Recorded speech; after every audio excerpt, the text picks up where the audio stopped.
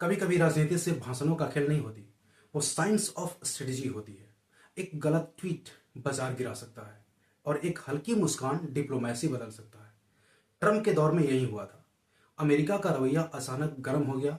भारत से कहा गया ईरान से तेल मत खरीदो, हमारे प्रोडक्ट्स पर टैरिफ घटाओ और हमारे बिजनेस को ज्यादा स्पेस दो।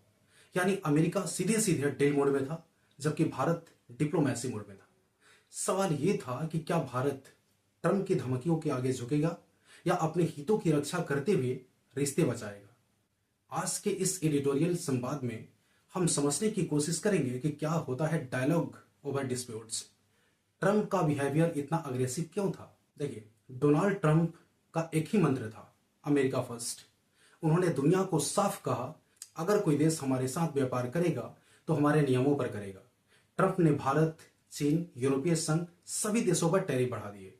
भारत से साफ कहा गया कि तुमने हमारे उत्पादों पर ज्यादा टैक्स लगाया है, अब हम भी लगाएंगे।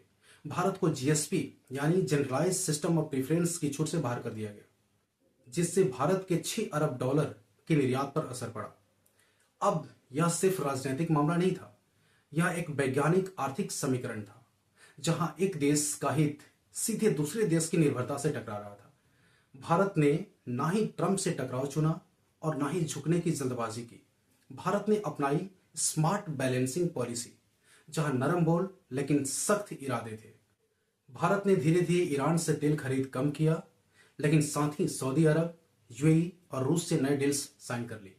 इससे ऊर्जा की जरूरतें भी पूरी होती रही और अमेरिका को यह संदेश भी गया कि भारत अपनी नीति खुद तय करेगा, लेकिन रिश्ते खराब नहीं होने देगा। भारत ने टेक्नोलॉजी और डिफेंस के नए समझौते भी शुरू किए। कोमकासा और लिमोआ जैसे रक्षा समझौते हुए। अमेरिकी कंपनियों के लिए भारत में निवेश के अवसर हुए और साथ ही मेक इन इंडिया के तहत अपने हितों की रक्षा भी की। यानी विज्ञान और कूटनीति दोनों का सहारा लिया गया। अब बात करते हैं ट्रेडी प्रिंसिपल्स की, यानी अंतर्राष्ट्रीय समझौतों के वो सिद्धांत जो भारत की नीति को परिभाषित करते हैं।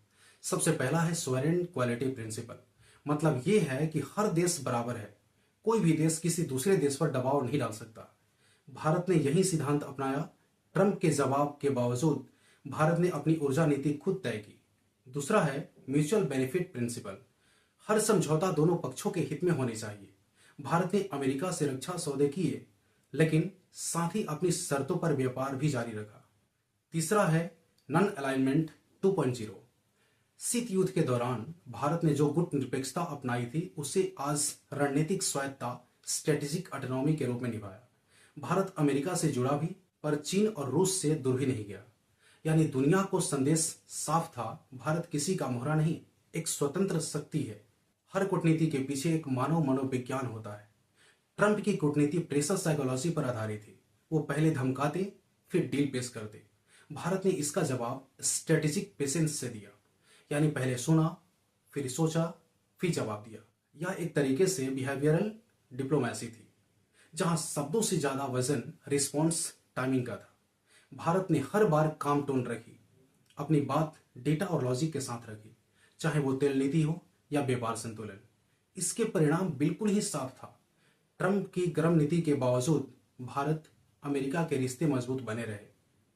2019 में दोनों देशों के बीच व्यापार 142 अरब डॉलर तक पहुंच गया। भारत अमेरिका का 8वां सबसे बड़ा व्यापारिक साझेदार बन गया। और सबसे बड़ी बात कि रक्षा, विज्ञान, टेक्नोलॉजी और एआई रिसर्च में सहयोग और भी बढ़ा।